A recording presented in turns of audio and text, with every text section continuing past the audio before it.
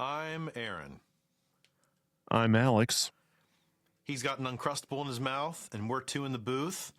It's been a while since we recorded, and that's because basically we were on strike. We Absolutely. refused to record the podcast until the Mets won a game.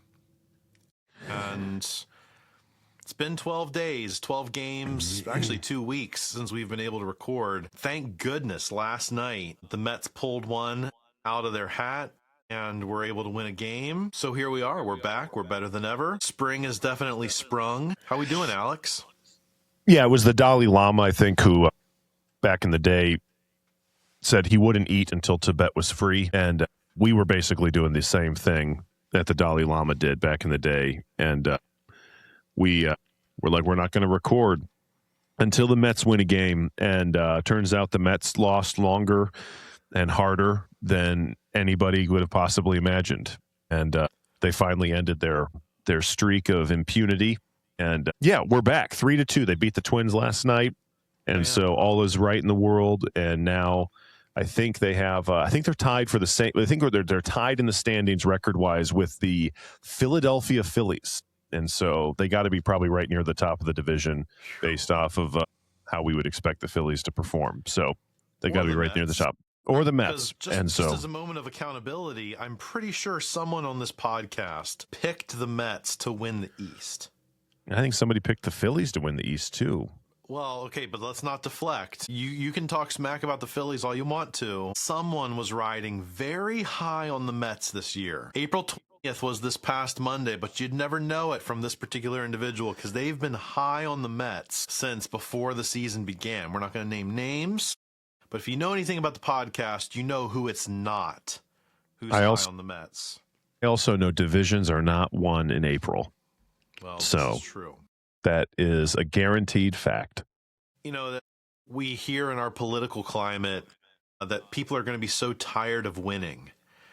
And apparently that message has not quite gotten across to several teams in baseball, particularly the New York Mets, the Philadelphia Phillies, and even the Colorado Rockies and Chicago White Sox. Although the White Sox have been doing better recently, let's give them some props. The Orioles and Royals seem to not have gotten quite that message yet about winning. We got a lot to talk about, though. There's been a lot of things happened over the last several weeks. Absolutely, there has been. Absolutely, there has been. I'll go first and talk about why I'm wearing this hat. Well, that's a really good looking hat, dude. That's a really good looking hat. I love this hat. This hat is amazing. If you're wondering how we can be talking about the hats that each other's wearing, if you're listening to our podcast, you are missing out on a whole nother dimension of our podcast. We are doing video now. I don't know if we ever mentioned that formally or not. We're doing video. You can find us on YouTube, On Deck Circle Podcast, and you can see the hat that I'm talking about, that I'm wearing. It's a Kansas City Royals City Connect hat. It's one of their new ones. And not the old ones. No, not the old ones. I purchased one. I was actually out in Kansas City and had opportunity to go to not one, but 2 Kauffman Stadium games. So let me just share some of that experience for some of you who maybe Kauffman Stadium's on your bucket list or you've never been to Kansas City. Number one, the stadium is awesome. Great sight lines. There's not a bad seat in the house. Got some really nice food. Great value. You can get like a box of chicken tenders and ranch dusted fries. Super tasty. And they have refillable souvenir cup soda, which is huge. Second game, we almost did the Crown Club, which if you listen to our last episode would be comparable to what Alex talked about with his ballpark experience with the buffet and all that other stuff. They have that. The autograph scene is pretty hot out there for the visiting teams. It's pretty easy to get autographs of visiting players. Second, lots of fun watching Royals baseball with Royals fans. They're a good breed of people and hardworking, middle-class, blue-collar America. Yes, thought from you, Alex? Were there a lot of Royals fans in attendance? It seemed like things were pretty high, yes. Okay. It wasn't sold out, but reasonable numbers.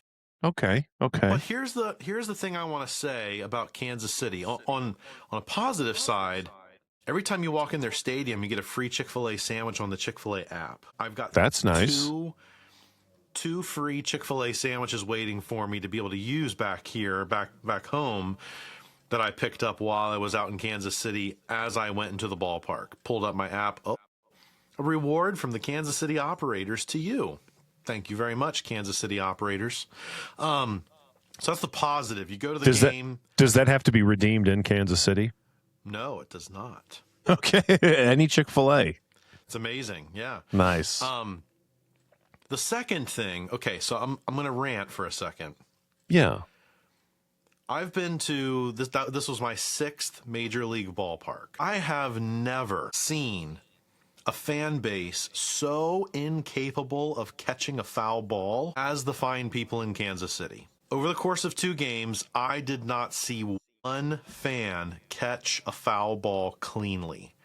Foul ball hit over the netting, foul ball hit up into the upper deck, foul ball out of play, not a home run ball, just a foul ball. And I'm seeing the ball bounce off the concrete. I'm seeing it bounce in the seat. I'm seeing people dashing for it after it's hit the ground. Guys, we've got places in the country where a guy can hold his child and catch a foul ball with one hand. And you guys, your stadium can't have the wherewithal to catch a foul ball, period. I did not see one anywhere. I think you got to start questioning whether you should be banned from being able to return to the ballpark if a foul ball's hit to you and you can't catch it. Well, as somebody who was recently on NBC television, sitting in the front row and myself dodging a foul ball, I will come to the defense of the 34 patrons that did not catch a foul ball, because when I was at a game a couple weeks ago, the ball came down right up over top of me and landed in the row behind me. Actually hit the bill of the cap of the woman sitting in the row behind me. And the same question could have asked, why didn't I not put my hand out? I value my fingers, 1. 2, like you said, the good people of Kansas City are the salt of the earth. They're the salt of the earth, and they're trying their best. They're doing their best to try to just, hold up the backbone of America. And that's harder to do when you got your index finger and middle finger pointing off in odd directions and stuff. So I just, give them some credit. But yeah. But that's why there's ball gloves. That's why there's a hat that you can take off of your head. That's why there's 2 hands that you have. That's why you have the palms of your hands. Yeah, but what if your palms are sweaty? I think we got to be better, Kansas City. I think we got to be better. So anyway, shout out to Kansas City, but also, dude, come on, man. We gotta be better. You were there for 2 games. 2 games. The most pressing question I have for you is, on a scale of 1 to 10, how urgent should Kansas City be? The people of Kansas City, the fans of the Royals, how urgent should they be when it comes to replacing Kauffman Stadium? I don't think they should be super urgent at all. Stadium's in great shape. It is dated. The tell stadium that is dated. To Mr. Kauffman. Yeah. And I did take a picture of Mr. and Mrs. Kauffman, because that to me, I think that stadium is the embodiment of what baseball was and what it should continue to be. And that is, we've got people who see baseball as a great opportunity to bring a community together. They're instrumental in bringing the Royals to Kansas City. They build this ballpark for people to be able to come out from Kansas City to this sports complex, because they share stadium parking with Arrowhead for the Chiefs. And talk on the street is the Royals are going to be building a new ballpark in downtown Kansas City. Well, as a Phillies fan and someone who went to my fair share of Oriole Park at Camden Yard games, having a stadium downtown is not as great as it sounds, because getting in and out of that ballpark becomes a nightmare. I will say this. Getting into and out of Kauffman Stadium was amazing. I was in, parked, walking to the stadium within 5 minutes. I was out of the ballpark in my car, back on the interstate within 5 minutes. I wasn't sitting in traffic. The traffic flowed smoothly, plenty of lanes to get everybody in and out. There were wide open streets taking you to the interstate. Boom, you're back on. You can't say that for ballparks that are in downtown metro areas. Don't you lose part of the ballpark experience, though? Especially like, aren't you robbing young people of the joy of just sitting in gridlock traffic after a game? I guess some might say that, yes. I mean, it's part of the nostalgia that is baseball is like, Dad, can we stay right till the end so we can sit in traffic on the way out of here? And Dad's like, no, son, we're leaving in the 7th inning so we can beat traffic. So that's not dissimilar from. So I was listening to Philly Sports Radio this morning, and they just so happened to have Josh Shapiro on, who's the governor of the Commonwealth of Pennsylvania. The governor. And they're talking about a number of different things. And one of the sports guys on the radio is like, so, not trying to get political here or anything, but is there anything you can do to help with parking down at the sports complex in Philadelphia? And Governor Shapiro responds, well, actually, we're talking about that with the city officials of Philadelphia, because one of my memories of my childhood is my dad getting home from work, grabbing his gloves, saying, hey, son, we're going to go to a ball game tonight. And not, hey, son, we got to leave the ball game in the 8th inning so that we can beat traffic leaving. And I was just like, that's brilliant. That captures it right there. Like, if you're more concerned about the traffic and like trying to beat traffic to where it affects your ability to enjoy the game that you paid money to get into. Sure.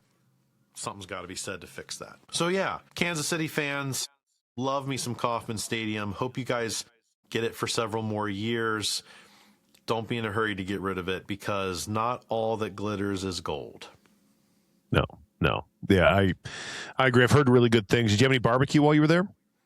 I did, not from the ballpark. And Were is you a baseball podcast, not a foodie podcast? Were you there as a Royals fan or an Orioles fan? I was there as a fan of baseball, getting autographs of Orioles players and just enjoying the ballpark experience. I wasn't Very good. really rooting for one team or the other. I was just looking for a good game of baseball in a nice stadium. And were they good games of baseball? Well, so I think that's a conversation worth having. So Yeah. one of the things that going to 2 games gives you is, maybe you remember in science class doing experiments, and you have to have a control and you have to have a variable. Well, going to 2 games at the same ballpark in subsequent days gives you an element of control in that experiment. So night 1, Kauffman Stadium, Orioles, Royals. Night 2, Kauffman Stadium, Orioles, Royals. So the variables in play are not the location, and they're not the teams. Okay. Stadium, teams, same. We did sit 2 different places during the 2 games, but I think it'd be worth having one you were in the Crown Club? No. One, we were seated along the first base side. The other game, Okay. we were seated along the third base side. So Okay. I wanted to be able to kind of get a 360 perspective on everything. And, my wife and I, as we were coming back, we were talking about it. I was like, hey, so what in your mind, and I thought we could think for a little bit about it, what in your mind makes a great baseball game to watch in person? And I don't know. I think prior to this experience, I probably would have said the location and teams matter a lot. However, this experience at Kansas City has shifted my thinking a little bit. I'm not saying location and teams are unimportant. I think you're going to get a better baseball game when it's like the Subway Series, Mets, Yankees, as opposed to like the Marlins and Rockies. Right. However, the first night we went to, it was a pitcher's duel. You had Seth Lugo for the Royals and Kyle Bradish for the Orioles. They loaded the bases, the Royals did. They loaded the bases 3 times against the Orioles in that game and could not score a run. The only run they got was a solo home run by Jack Caglione. It's first of the year. And so it's 1-0 going into the 9th. Lucas Ursig comes into the game trying to slam the door. My wife and I had that experience that I just articulated a few minutes ago. Hey, let's leave and beat the traffic getting out. Because brand new stadium, we've never been there before. We don't know what the situation's like in terms of traffic and ease of accessibility to get on the roads. I got a conference I'm going to the next morning. I don't want to be like, dragging because I was sitting in traffic and out till all hours of the night. So we leave, and get back to our hotel only to realize that they've gone to the 12th inning. And the Orioles end up winning the game 7-5. Well, so the first 9 innings, 8.5, it was pretty dead. The crowd was not really in it. People not really doing much of anything. You know, the stadium prompts to clap and cheer and make noise were out there, but like it was a pretty lackluster crowd. It was a Monday. Just throw that out there by way of details. Next night, go back, cheap tickets, sure, why not? Let's go see the game. Show up, park in the same lot, go in through the same gate, do the same procedure that we did the first night. It was dollar hot dog night. So I think there were probably a few more people there than Monday night. Tuesday night's game was Chris Bubich for the Royals and Shane Baz for the Orioles. Yikes. Both of them quality starts. Just like Lugo the previous night, Kyle Bradish pitched 5 innings, gave up a couple runs, or a run. Not a quality start. Not a quality start, no. So by definition. We get down into the final innings. The Royals are up by 2. The Orioles come back, score 3, go up by 1. Capped off, Adley Rutschman hits a go-ahead 2-run home run. The stadium's starting to vibe a little bit. You know, it's buzzing. And the Royals tie it up. That place was rocking pretty good. There was some energy in the stadium. Going to the 9th inning, the Orioles get some men on base. There's some momentum swinging their way. Lucas Erceg's back on the mound again, shuts the door on him at the top of the 9th. Come up bottom of the 9th. The Royals get a couple men on against Ryan Helsley, and they win on a walk-off wild pitch, 6-5. So even the runs scored over the 2 games are pretty similar, 7-5, 6-5. So as I was trying to think through that question, what makes for a great baseball game to watch? Here are some things I think you want to look for as you go to a game.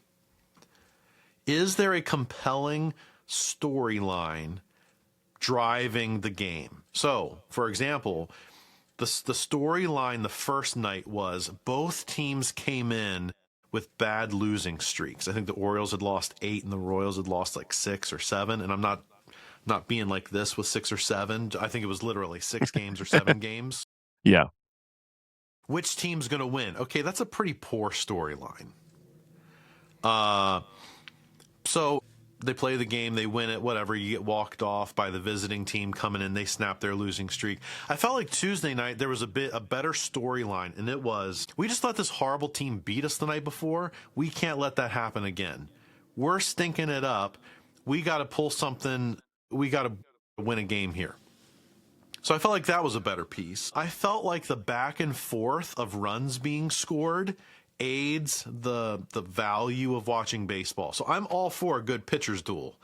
I'm all for watching 2 pitchers go at it. I'm not all for watching teams squander opportunities with men on base to score runs. I think one of the things that killed the momentum and the buzz Monday night was the Royals loading the bases 3 times and not being able to score 1 run from any of those times they had the bases loaded. So I think back and forth scoring, taking advantage of scoring opportunities. And then the third thing I think that makes for a great ball game to watch is sticking to the bitter end and watching a team walk off or secure the winning run in the late innings. If someone scores 7 runs in the second and they're just, cruising to the end, waiting to well off into victory, that's a pretty boring game to watch. If it's, 2-1, 4-2, 5-4, 6-4, or 6-5, 7-6, 9-7 final score, and you got lead changes that are constantly flip-flopping and ebbs and flows in the momentum, that is a compelling story. That makes for a great game of baseball to watch. Yeah, I agree with you. And I think there's a difference though between assessing whether or not it was a good game while you're in it and assessing am I going to the game on this day versus another day? Because you don't know the storyline that's going to develop throughout the game itself. And so if I'm sitting at home, and maybe it's just maybe this is the perspective that I was thinking of when if you're trying to determine what night do I go to the game or what day do I go to the game?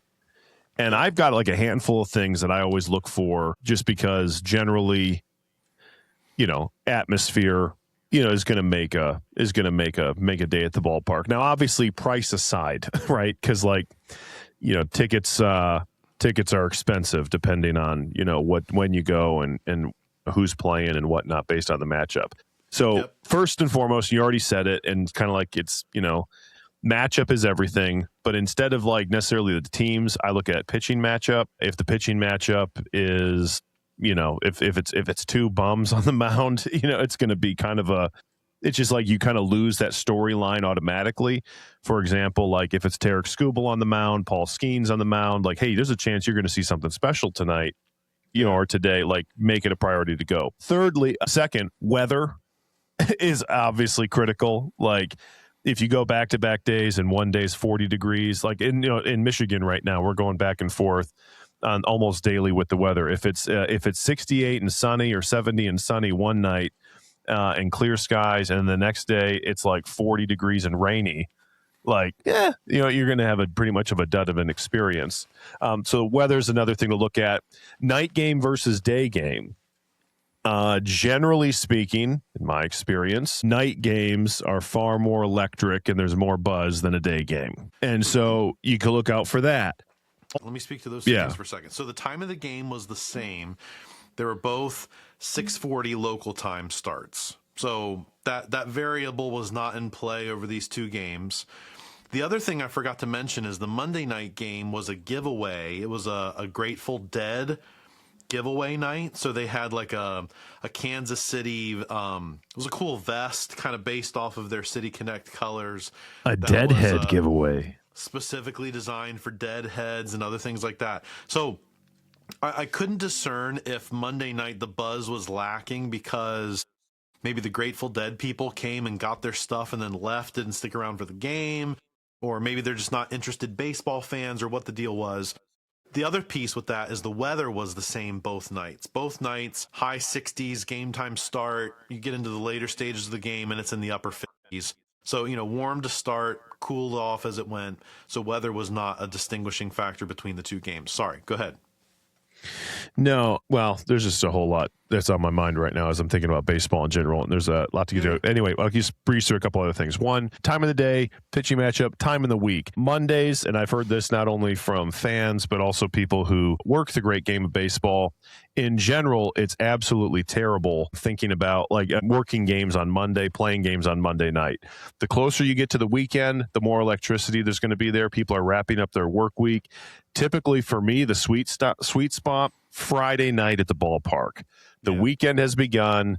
People are like, man, the work week is over, and it is absolutely just there's just a buzz in the stadium when you go on a weekend night game, and especially one that's early in the weekend, just seems to make the difference. And then obviously, you can assess stuff after the fact as far as man, what made that game special, because it is special to be able to go to games back-to-back days. I remember when I was a kid, there was a family friend that took me to a game on Saturday, and then my family. So we went on. I went on Saturday night, and then my family had tickets for the Sunday afternoon game at Tiger Stadium, and so I went Saturday night and Sunday afternoon, and that felt like, I don't know, you felt like you were part of the team almost, going back-to-back days, and just to get to compare the experiences. But, and again, to the broader point, and we brought this up before on the podcast, that's the beauty of baseball. The beauty of baseball is there is no two games are ever the same, and every game's like a snowflake, basically. It's all unique. And so you don't have to wait until the next Sunday or several days from now to be able to go watch another game. Right. I went one night, and the very next night I was able to go back, watch the same two teams have a totally different experience. And you just never know, right? I didn't look at the pitching matchups going into the games. I walked in and was like, hell yeah, who's starting tonight? Look it up. Oh, cool. This should be an interesting matchup. Yeah. And one of the reasons why, just to as we segue into other things, one of the reasons why we preview what's coming up in the weekend ahead is to give you some tips if you're looking if you live in Chicago or you live in New York or you know, wherever, and you're like, oh, maybe I should go to a baseball game this weekend. Of the Friday, Saturday, Sunday games, which of the ones are particularly compelling and which ones are like, meh? So. Exactly. Right. No. And I think that's the thing is, and some matchups are more easily distinguishable than others, but some you actually have to do some legwork and actually look at like who's on the mound and who's pitching. And if you're a Tigers fan, what lineup is being rolled out on any given night, because there are lineups that are rolled out recently anyway, where AJ Hinch is clearly mailing it in, and he doesn't want people to come to the ballpark. And so if this is free, this is a public service announcement. If you are a fan of the Detroit Tigers and you open up ESPN a couple hours before game time and you're like, should I go down to the ballpark? And the lineup card reads Jahmai Jones, Gleyber Torres, and Matt Vierling at the top of the order, you probably just want to just stay at home. You probably want to, maybe commit yourself to a mental institution at that point. So I just want to bring up couple things here, and I know we're out of our original format or last year's format, and maybe we'll recover it as we go, but there are some things I'm noticing in baseball, and I don't know if it's ABS related or what, IBS related or what, but it just seems like there's some simultaneous trends going on, and I just don't know if it's like we've kind of rolled over a new leaf. These are three things I've seen. One, and I've just witnessed it in this last half inning watching the Tigers game here on a secondary feed. Multitasking?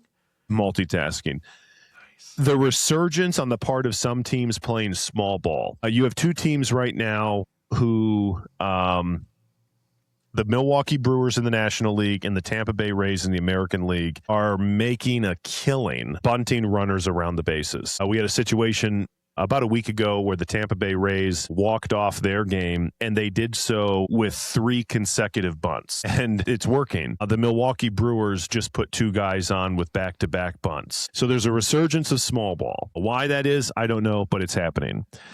Secondly, do you like that aspect or not? I think it's great. You're just making an observation. I'm making an observation. I do think it's a great thing, though. It's a lost art that's part of the game, and I know, there's a great debate is hey, is it Bush League to bunt your way on in the middle of a no-hitter or whatever? And it's like, I'm sorry, a single's a single no matter how you slice it, and it goes into the box score all the same. And there are a parallel to that.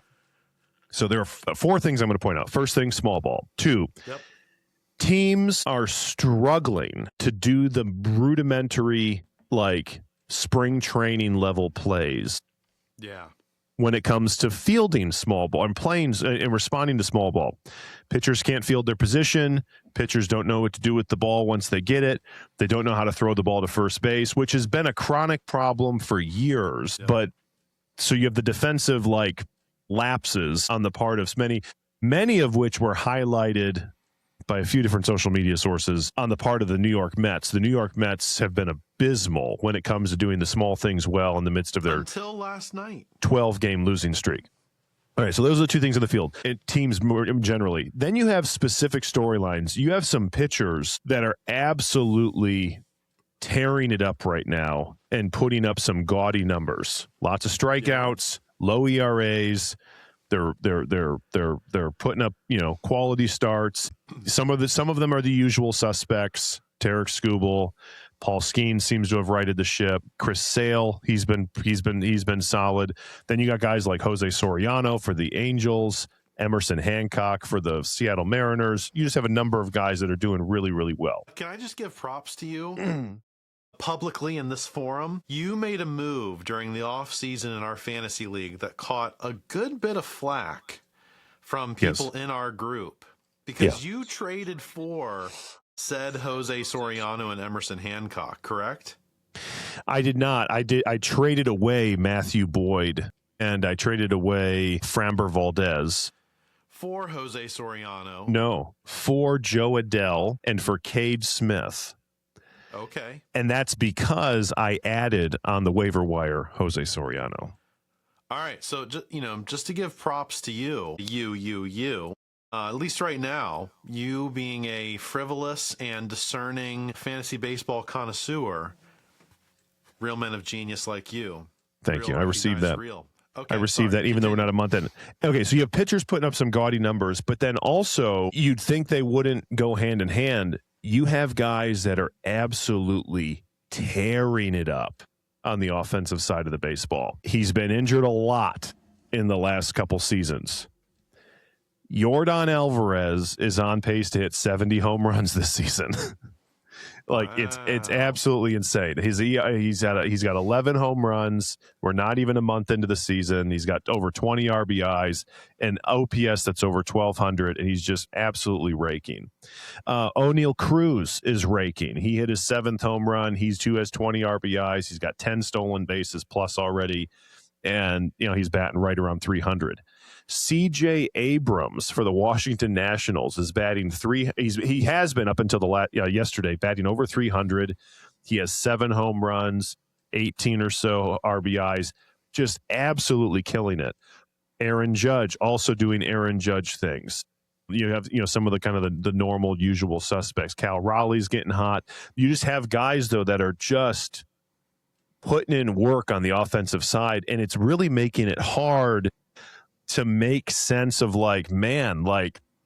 is there a situation where ABS, for whatever its small sample size, has actually done the magical thing of making some hitters better and some pitchers better simultaneously, which you would think maybe like pitchers get worse, hitters get better, hitters get worse, pitchers get better, but you actually see guys who are actually excelling on both sides of the argument because of whatever this new constricted strike zone is anyway, it's very intriguing, and it's a trend that I've noticed, and I don't know, I'm curious how it plays out going into the month of May and where we'll be at Memorial Day. We point out generally Memorial Day is the first major mile marker, where are you at?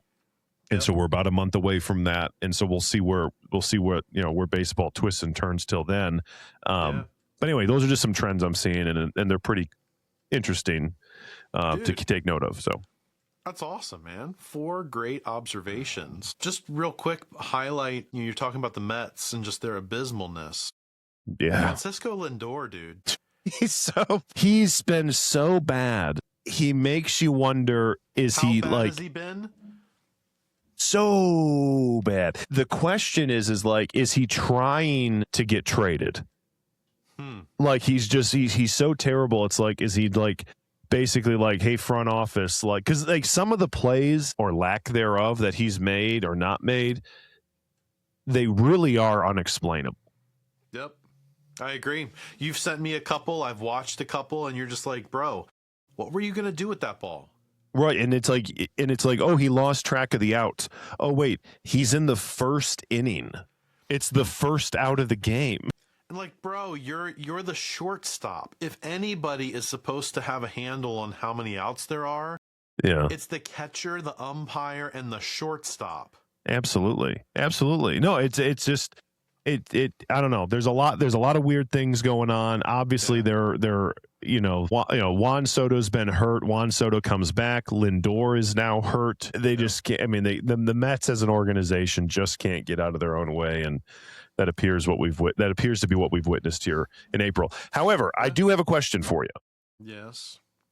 So I was listening to a recording of a broadcast from about 10 days ago or so, and Joe Girardi's calling the game. He's the color guy, I believe, for the New York Yankees. Okay. And they were talking about plays at the plate, and he proposed on a live broadcast, you can go listen to it and kind of make sense of whatever he was saying. He would like to see a rule change where home plate, being safe at home plate, is no longer determined based off of touching the plate. But he would like it to see a football rule adopted where it includes just breaking the plane. So imagine an imaginary line that goes up from the ground upwards.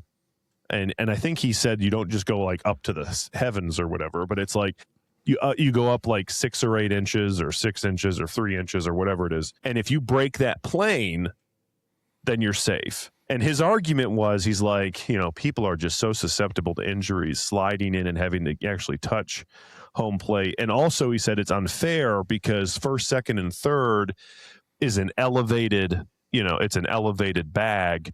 And so home plate, needs to get the same consideration. And I'm like, I'm thinking this through, and like, one, this is very interesting. But then I'm like, I take a step back and I'm like, are you kidding me, Joe? Like, you used to be a catcher, Joe. Yeah.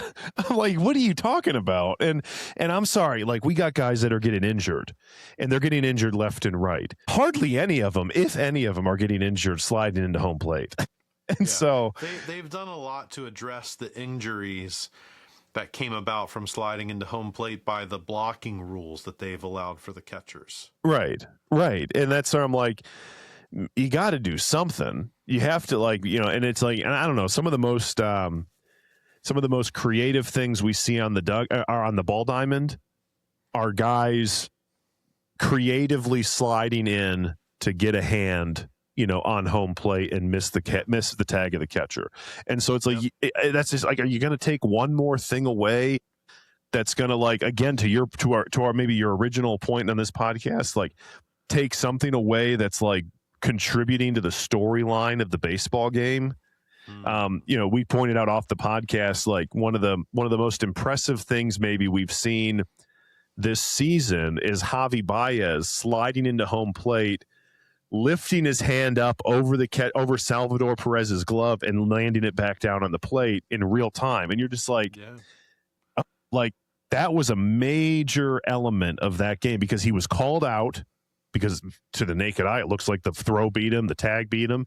And then under further review, it's like, no, he actually got around it. And it was like, that's a massive, like, momentum swing in that particular game. And it's like, man, if you take that away, what, that game would have really been lacking in substance. And so anyway, I'm just like, I'm listening to Joe. I don't know. What do you think about that? Do you think it has any merit whatsoever? I get his point. I think to do that fundamentally changes baseball.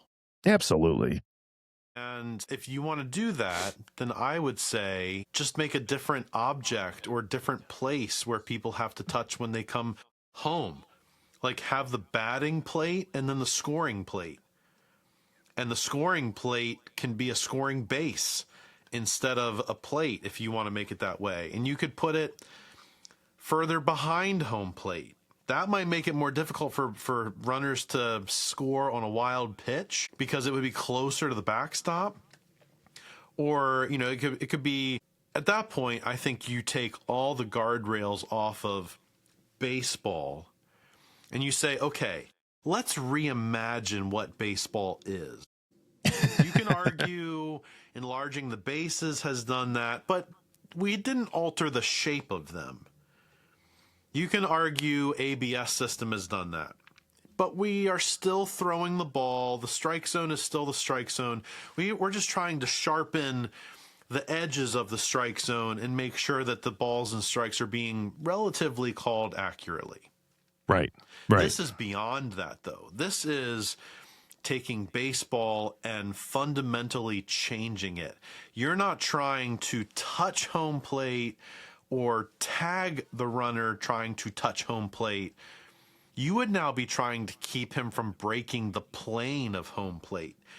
Yeah. Totally different. So, I don't know. I'd be curious to see if there's any sort of momentum that gets generated from that. I don't know. We'll see. Did you hear the thud out there in Philadelphia? The kerplunk? They said during the French Revolution that when they would, like, take people's heads off of the guillotine, you could hear, like, the kerplunk of the head into the basket. And the kerplunk that you probably just heard in Philadelphia was Taijuan Walker is no longer with the team. And here's the good news with that. As we segue to looking ahead for this weekend. Yeah. Zach Wheeler's back, baby. Woo! He's back this weekend. One of my series that I'm paying attention to, Braves, Phillies in Atlanta. Zach Wheeler's scheduled right now to start the Saturday game. Bro, Wheeler versus Bryce Elder. That's must-watch TV. And right now it's a 7:15 game start. Who knows if they'll shift it over to the Baseball Night in America thing. But regardless, there's a that's chance. A storyline. It's a storyline, and the broader storyline that's going to run through the whole weekend. The Phillies might be buried by Sunday night. Yeah, right now we are 8.5 games back, and they could be Braves double sweep digits us like they did last weekend or the weekend before. We could be upwards of 12 games back in the division. Yeah. So anyway, I think it's unlikely. It's unlikely that the Phillies get swept again, but that is just an interesting. Like, you have two teams that are just completely opposite in the record ledger right now, and those would be the two teams that everyone would have said, like, probably, they're going to compete all season long for the division, and to have a 10-game spread already between those two teams is kind of crazy. And well, I will say this: divisions are not won and lost in April. Wise man once said that. Yes, a wise man once said that. Any other matchups you got on tap for this weekend that caught your eye? Absolutely. One major fumble on the part of Major League Baseball. Now, I know these things are probably scheduled well in advance. Angels-Royals for Sunday Night Baseball absolutely stinks. Absolutely stinks, especially when you have Dodgers-Cubs. Both teams really strong records, 15-9, 16-8, going into the weekend. Sunday night, you got Shota Imanaga, 2-1, 2.17 ERA against Robleski, 3-0, 1.88 ERA. I'm sorry, you flex the times and you move the Royals back to 4:00 and you get Benetti on a plane going to LA so that he can be at the Dodgers game. Anyway, that just seems to make a ton of sense. All right, but let me play you for a second. If they were on the Sunday night game, wouldn't you be like, well, of course the Dodgers are playing Sunday night baseball. They don't get any other teams on there. Who but them would be on Sunday it's night the baseball? matchup, though. You'd be perturbed if they're were not on playing. Sunday night baseball playing They're the not. Cubs. They're not playing the Rockies. They're playing the Cubs. Well, okay, fine. Another matchup I'm looking at: Pirates Brewers is this weekend. Pirates Brewers is an interdivisional matchup that should be pretty well played all weekend long. I've heard they put a collateral damage alert on the big screen in at Brewer Stadium. Cruise missile watch in case it gets destroyed. Apparently, not even the foul poles are safe from getting hit by cruise missiles. Well, there's just two things. One that just draw my attention. The American League West is a log jam. Absolutely crazy. 13-12 Athletics are winning the division at the present. It's worse than a 45-year-old man having just eaten at a pizza buffet. That's how log jammed it is. And then it just you just have a handful of teams that are just not playing well right now. The Royals are really struggling as a team. Meanwhile, you got the NL Central. Every team is above 500. The last place Brewers are 13-10. Yep. Which is absolutely insane. And the Cincinnati Reds are the pace setter in that division right now. And the Tigers go to Cincinnati this weekend. In particular, Framber Valdez is pitching on Friday night. And so Framber Valdez pitching in the Great American Run-Scoring Ballpark, Cincinnati. It'd be very interesting to see how that plays out. But, that's another couple matchups. But if you're really struggling and super depressed, the matchup of the weekend has to be Rockies-Mets. And if the Mets can't get right this weekend, well, they're never going to get right probably. So it might be time to bring out Grimace. Yeah. So we'll see what happens. Well, nice double episode for all of our loyal listeners this week is trying to catch up and just kind of get everything back straight. Hopefully we'll be back next week with another edition of Two in the Booth. Drop us a comment. If you have something you want us to talk about, baseball related, we'd love to hear your feedback. And until next time, we're out of here.